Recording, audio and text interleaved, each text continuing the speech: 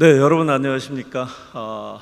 오늘 신통일한국 평화포럼 와보고 굉장히 감명을 좀 많이 받았습니다. 아침 시간부터 이렇게 많은 분들이 참여해 주시고 굉장히 진지하게 통일 한국의 미래를 생각하는 모습을 보면서 정말 개인적인 벅찬 감동까지 느끼게 됐었습니다. 제가 이런 말씀을 드리는 이유는 지금 한반도 상황에 대한 많은 분들의 인식이 미래에 대한 설계보다는 어떻게 우리가 이 평화적인 상황을 관리할 것인가에 대한 걱정으로 많이 가득 차 있고, 이 문화라고 하는 것 자체가 한반도에서 어떤 의미를 갖고 있는지에 대한 이런 고민이 그렇게 긍정적이지 않기 때문이었습니다. 강의를 처음 요청받고 강의를 위해서 준비 설계를 하게 되는데요, 항상 그 첫머리에는 문화란 무엇이고 문화가 우리 통일에 어떤 기여를 할 것인가에 대한 늘 고민을 하게 됐었습니다. 그리고 이 문화라고 하는 것과 한반도 통일에서 문화가 작용하는 기능이라고 하는 것이 통일 미래 통합 문화를 설계하는 데 있어서 가장 튼튼한 기초가 되기 때문이었습니다. 다행히 윤영호 세계 본부장님께서 많은 좋은 말씀을 해주셔가지고 제 강의의 많은 부분에 대한 짐을 덜어낸 것 같습니다. 다시 한번 감사의 말씀 드리겠습니다. 저는 건국대학교 통일인문학연구단에서 대학생들을 가리키고 연구를 하고 있습니다. 개인적으로 제가 두 가지 직업을 새로 만들었는데요, 하나가 통일 디자이너이고 다른 하나가 통일문화 번역가입니다. 우리가 흔히 통일이라고 하는 것이 통일이 오면 우리가 어떻게 해야 될 것인가를 생각하는데요, 통일은 그렇게 오는 것이 아니라 우리가 잘 설계하고 디자인해 나가는 과정을 통해서 만들어 나가는 것이라고 생각을 하고 있습니다. 그리고 분단의 시간이 이미 상당히 많이 흘렀기 때문에 그런 분단의 시간 동안 달라진 남북 문화를 어떻게 우리가 받아들이고 또 어떻게 구성할 것인가에 대한 번역이 필요하다고 생각을 하고 있습니다. 그래서 저는 통일 문화를 디자인하고 남북한 간의 문화를 번역해주는 통일문화 번역가로서 제 소임의 방향을 결정을 했습니다. 네, 오늘 드릴 주요 내용의 말씀은 공통의 가치를 어떻게 만들어 나갈 것인가에 대한 문제입니다. 남북 분단과 문화 분단, 그리고 문화 통합, 그리고 문화 가치에 대한 방향을 주제로 말씀을 올리도록 하겠습니다. 남북의 문화는 왜 달라졌을까요가 가장 큰 첫 번째 화두가 되겠습니다. 얼마 전에 영화 한 편이 나왔습니다. 지금 영화 화면에 보이는 강철비 2라고 하는 영화인데요, 시리즈로 나온 영화입니다. 강철비 1이라는 영화가 나오고 2020년에 강철비 2라고 하는 영화가 나왔는데요, 저 강철비 2라고 하는 영화에는 북한 역할을 하는 배우들이 이야기를 할 때 자막이 붙었습니다. 북한 말을 그대로 이야기를 하게 되면 관객들이 잘 알아듣지 못하기 때문에 그 이야기를 자막을 통해서 설명해 줘야 되는 상황이 됐던 것이었죠. 그만큼 80년 가까운 이 분단이라고 하는 시간은 그냥 지나가지는 않았습니다. 우리가 대중들이 즐겨보는 영화를 통해서 이제 북한 대사가 북한의 이야기를 할 때 자막이 붙어야 할 정도, 그 다음에 해석이 뒤따라야 할 정도까지 달라졌고요. 2018년 남북 정상회담을 바라봤던 초등학생들은 이런 질문을 했습니다. 두 사람은 어떤 말로 대화를 할까요? 라는 질문을 받고 초등학교 선생님이 크게 놀란 적이 있었습니다. 당연히 남북한 같은 말을 쓰고 있고 같은 문화적 전통을 가지고 있다고 생각을 했지만 초등학생들은 그렇게 생각하지 않았습니다. 어떤 말로 대화를 할까? 영어로 대화하나요? 이런 질문을 받고 엄청난 충격을 받았다고 했었습니다. 그만큼 문화라고 하는 것은 이제 남북 문화뿐만 아니라 세대 간의 통일을 바라보고 접근하는 입장 자체가 절벽과 같은 상황이라고 말씀드릴 수가 있습니다. 그래서 오늘 이런 자리가 저에게는 굉장히 중요한 의미를 가진 자리이고, 앞으로도 이런 행사를 더 많이 개최해 주셔서 문화에 대한 인지를 높일 수 있는 계기를 만들어 주셨으면 하는 바람을 부탁드리겠습니다. 문화가 중요한 이유는 하나입니다. 문화는 스며드는 것입니다. 지금 보이는 이 자료는 예전에, 지금은 정부 부처의 로고들이 다 바뀌었습니다만은 예전에 문화체육관광부의 로고입니다. 제가 이 로고를 만든 의미를 물어봤을 때 담당자가 이런 얘기를 해주셨습니다. 자, 백주위에 물감이 떨어져서 그 주변을 물들이는 것 같은 것이 바로 문화이다 라는 얘기를 해주었습니다. 이 문화라고 하는 것은 인식체계, 감정체계, 사유체계 이런 것들을 만들어내고 주변을 물들이기 때문에 이 문화적 사유 속에서 많은 것들이 피어나게 됩니다. 예를 들어서 우리가 어떤 이야기를 할 때 그 이야기 속에는 그 세계가 가지고 있는 기본적인 가치관이 있습니다. 옛날 이야기 중에 이런 얘기가 있는데요. 아버지가 아들 삼형제를 모아놓고 나뭇가지를 하나를 주면서 부러뜨리라고 얘기를 했습니다. 그랬더니 그 자식들이 부모 앞에서 이렇게 나뭇가지를 쉽게 부러뜨렸습니다. 그래서 이번에는 나뭇가지 3개를 주고 그것을 한 번에 부러뜨려 보라고 얘기를 했습니다. 그랬더니 이게 잘 부러지지 않았습니다. 자, 이 얘기를 듣고 우리는 어떤 생각을 하게 됩니까? 내가 힘을 길러가지고 3개를 부러뜨릴 수 있을 정도로 체력을 길러야겠구나, 이렇게 생각하시는 분도 물론 없지는 않으실 겁니다. 하지만 우리가 배워야 될 것은 통일하고 단결하고 화합하라고 하는 얘기를 그 이야기 속에서 전달시켜 주는 것입니다. 그런 이야기를 통해서 자연스럽게 통일의 가치, 화합의 가치를 깨닫게 되는 것이 바로 문화의 힘이라고 말씀드릴 수가 있습니다. 개미와 배짱의 이야기도 마찬가지입니다. 노력하고 일하고 부지런히 대비를 해야 된다라는 주제를 전달을 받게 되는 것들입니다. 사고 간의 차이가 있습니다. 우리가 생각하는 것이 자유롭다고 생각할지 모르겠지만은 세계적으로 유명한 실험인데요. 곰과 원숭이와 바나나 3가지를 두고 연관성 있는 2가지 짝을 지으라고 물어봤던 시험이 있었습니다. 자, 여러분들은 곰, 바나나, 원숭이 3가지 중에서 어떤 것들을 짝을 지어야 할까요? 놀랍게도 동양인의 80%는 원숭이하고 바나나를 같은 범주에 묶었습니다. 그런데 서양인들은 똑같은 비율로 곰하고 원숭이를 짝을 지었습니다. 왜 짝을 지었을까요? 동물이니까. 동양인들은 왜 원숭이하고 바나나를 짝을 지었을까요? 원숭이가 바나나를 좋아하니까. 대상을 보고 있지만 생각하는 방식이 좀 달랐습니다. 동양인들은 사물의 연관성을 중요하게 생각을 하고 있고요, 관계에 집중을 했습니다. 그래서 서로 상대하는 관계를 어떻게 유지할 것인가가 오랜 동양의 철학이었습니다. 반면 서양인들은 본질에 집중을 합니다. 같은 하늘을 쳐다보면서 서양 철학, 서양 과학은 저것이 무엇이고 저것이 어떤 걸로 이루어졌을까를 고민했었다고 한다면, 동양에서는 저것이 어떻게 움직여지고 어떻게 운행될까, 이른바 음양오행이라고 하는 것이 나오게 됐던 것은 같은 대상을 바라봐도 생각하는 것이 달라졌기 때문에 그렇게 나오는 것입니다.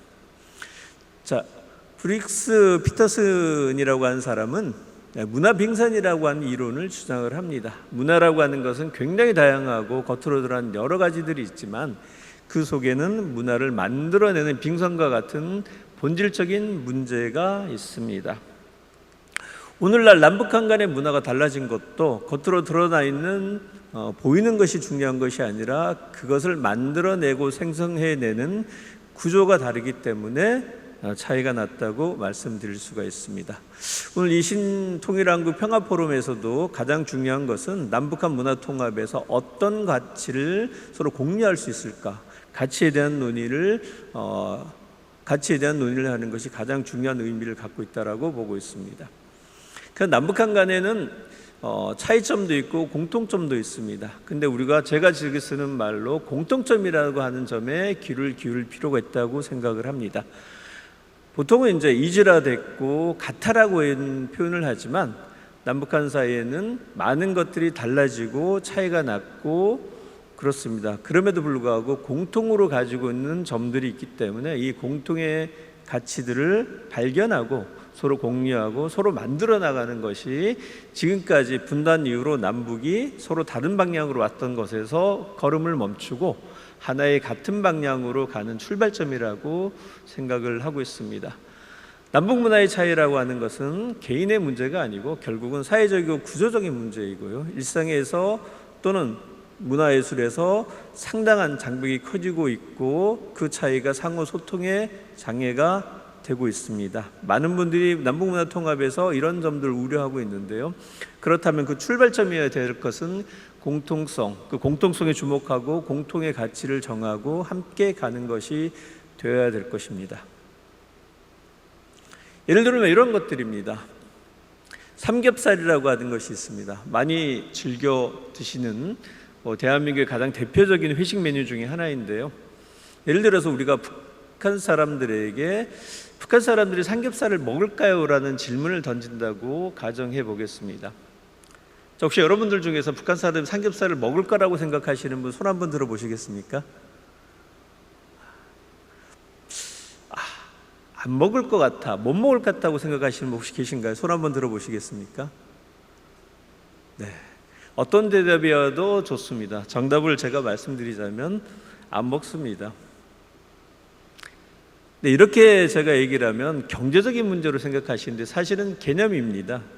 삼겹살이라고 하는 메뉴가 없습니다. 삼겹살은 우리 삼국시대 때부터 있었던 것도 아니고 조선시대 때부터 있었던 것도 아니고 70년대 초에 식당에서 개발한 메뉴입니다. 비슷한 질문을 한다 그러면 미국인들에게 갈비살 먹어봤니? 안창살 먹어봤니? 아니면 태국인에게 너네 눈깔 사탕이 있어? 이런 얘기를 한다면 굉장히 놀랄 수도 있을 것입니다. 그런데 우리는 이것을 경제적인 문제로 받아들이고 생각하게 됩니다. 그래서 우리 사회가 가지고 있는 이 문화적 구조에 대한 것들을 자연스럽게 몸으로 받아들였기 때문에 그러한 행동을 하게 되는 것을 당연하다고 생각을 하게 되는 것들이죠. 동양과 서양인들이 생각하는 방식이 다르고 남과 북의 주민들이 오랫동안 생각하는 방식에서 이런 차이를 가지고 있습니다. 또 다른 예를 들어보면 이런 것들입니다. 남북한 주민들에게서 세상에서 가장 아름다운 꽃이 뭘까요? 라는 질문을 던지면 대개 우리는 꽃의 아름다움, 꽃의 형태, 색깔을 가지고 장미꽃이 아름답다 또는 백합이 아름답다라고 얘기를 할 것입니다. 그런데 또 다른 사람들은 꽃 자체의 아름다움보다 실용성에 더 주목하면서 보리꽃이 아름답다, 벼꽃이 아름답다라고 얘기할 수도 있다는 것들입니다. 이처럼 남북한과는 기본적으로 사유체계와 사유방식에서 상당한 다른 방향으로 진행되어 왔었고 이런 것들이 통일한국 과정에서 상당한 가치 충돌을 예상을 하고 있습니다.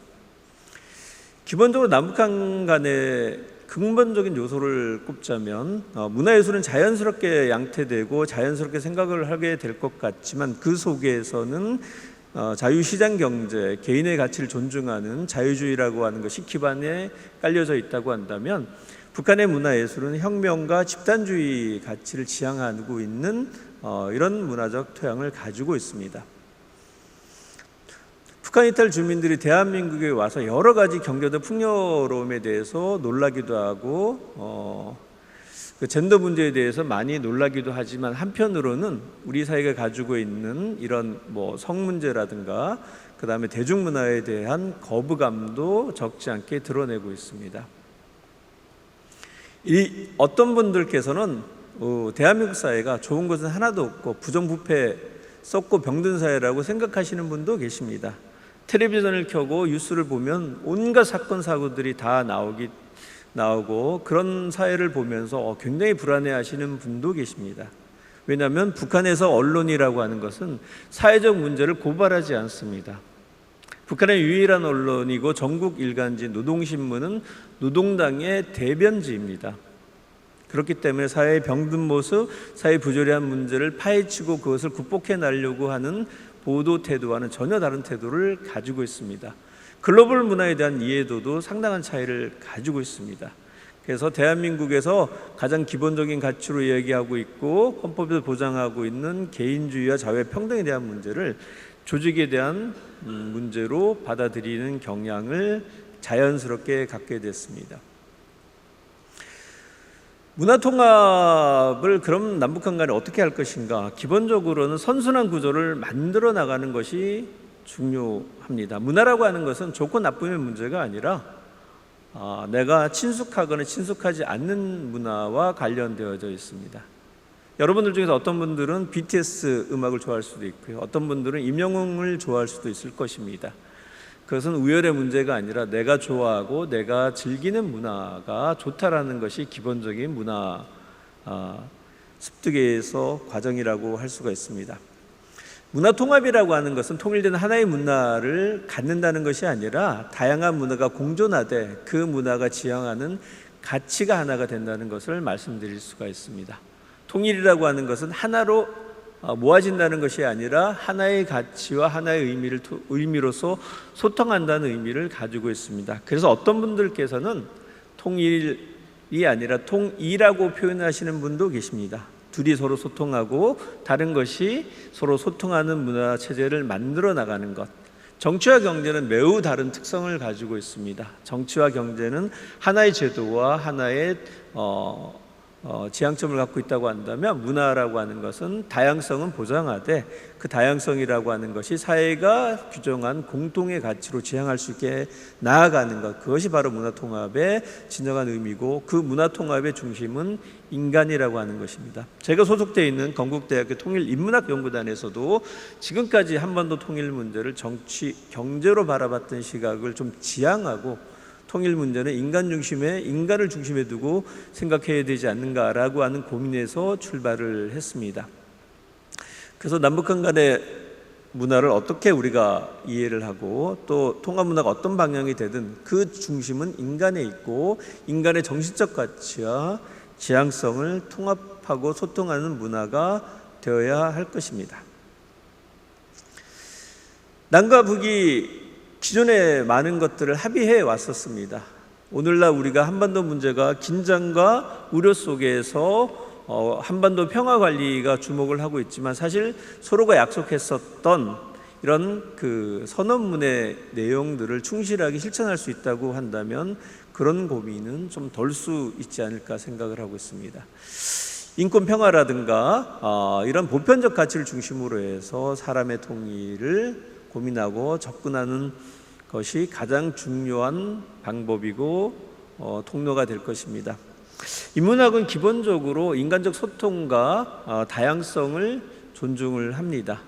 그런 속에서 서로가 합의할 수 있는 부분을 찾아 나가는 것, 그것이 문화통합의 기본적인 방향이고, 그러한 실천은 바로 서로가 약속했던 것, 합의했던 것을 지켜나가는 속에서 찾아 나갈 수 있다라고 생각을 하고 있습니다.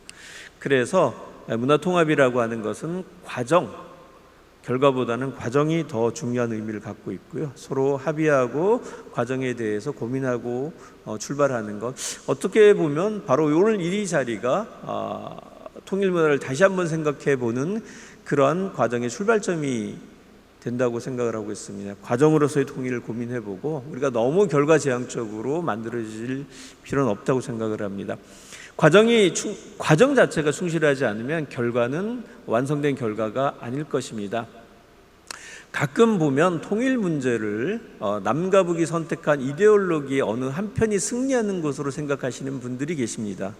하지만 통일이라고 하는 것은 역사의 한 과정입니다. 통일 이후에 그 땅의 한반도에도 많은 사람들이 살아가야 하기 때문에 통일이 우리 역사의 끝이 아닙니다. 통일 이후에 우리가 어떤 삶을 살아갈 것인가에 대한 고민이 통일 과정 속에서 자연스럽게 묻어나오고, 그 과정을 공유할 수 있는 한국 사회를 만들어 나가는 것, 그것이 바로 오늘날 통일 문화가 가져야 될 가장 기본적인 문제라고 생각을 하고 있습니다. 앞서 말씀을 주셨지만은 독일 통일 30년이 지났습니다. 요즘 학생들한테 독일 통일 얘기를 하면 대학생들이 이런 얘기를 합니다. 독일이 분단 국가였나요? 독일 통일 얘기도 30년 전 얘기입니다. 지금 대학생들 20대 초중반이거든요. 독일 통일되고 나 20년이 지난 이후에 독일 청년들의 포스터 전시회장의 모습이었습니다. 그들 스스로가 통일 독일을 어떻게 생각을 했냐면 배와 사과가 얼기설기 묶여놓은 것이라고 스스로들 생각을 했습니다. 독일이 통일이 되었지만 청년들이 생각하는 통일의 상은 달랐습니다. 자신의 정체성, 내가 어떤 국민인가를 생각하는 것이 달랐습니다. 동독 청년들은 통일 독일의 청년이라고 생각을 했었지만은 서독 청년들은 EU의 한 구성원이라고 생각을 했었습니다. 지금도 동소독 간의 통일 독일 이후에 독일 통일 이후에 태어난 많은 청년들 가운데서도 스스로의 정체성을 통일 이전의 정체성으로 규정하는 친구들도 꽤 있습니다. 그것은 통일 과정에서 서로에 대해서 충분히 인지하지 못하고 서로에 대한 삶의 이해가 부족했기 때문에 서로 머릿속에 배시옷이라고 하는 동독인들, 서독인들이라고 하는 차별적인 언어를 스스로 생성해 냈었습니다. 통일 이후에 문화부 장관이 했던 얘기는 우리는 서로 너무 몰랐다. 사실 동소독은 문화협정을 통해서 방송 교류도 하고 수많은 문화 교류를 했었지만 생활 문화 속에서 진정한 교류가 이루어지지 못함으로써 서로 자신에 대한 이해들이 부족했었습니다. 그래서 통일되고 나서 동소독 주민들의 통합을 위한 프로그램으로서 생애 나눔 프로그램을 진행을 했습니다. 그래서 서로 살아온 얘기를 서로 나누었고 서로 들어주는 프로그램을 진행을 했었고, 이 프로그램의 궁극적인 목적은 우리가 통일해서 어떤 사회를 만들어 나갈 것인가, 그럼 어떤 사회를 지향하는 것이 우리에게 발전적인 미래의 모습일까를 함께 고민하는 프로그램이었습니다. 이 프로그램의 가장 중요한 의미는 들어주는 것이었습니다. 듣기의 윤리학이었었죠. 내가 얘기하는 것을 아무도 들어주지 않았었던, 그로 인해서 생겨났던 오해들을 열심히 들어주고 잘 들어줌으로써 해소해 나가는 것이 이 프로그램의 특징이었습니다. 남북문화교류, 이 남북문화교류는 문화통합에 대한 방향성을 가지고 다음과 같은 몇 가지 원칙으로 진행되어야 된다고 생각을 합니다. 첫 번째, 서로 문화에 대한 이해를 증진시키는 방향으로 진행되어야 될 것입니다. 우리 사회에서 지금 혐오, 배제, 심각한 문제로 등장을 하고 있습니다.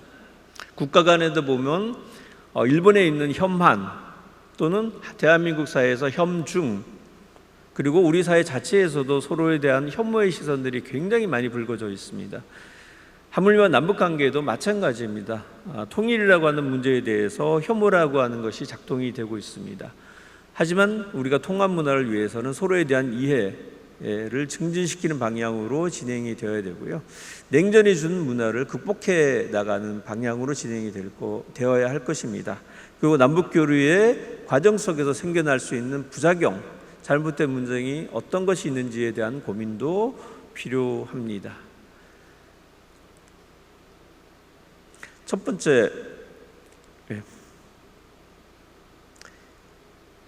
문화교류라고 하는 것이 많은 분들이 오해할 수 있는 것 중에 하나가 자주 만나고 자주 이야기하면 좋은 것이라고 생각하는 경향이 있는데요, 그렇지는 않습니다. 서로에 대한 어떤 태도를 가지고 이야기를 열어나갈 것이며 어떤 문화적 이해를 할 것인가에 대한 걸 가지고 접근을 해줘야 됩니다.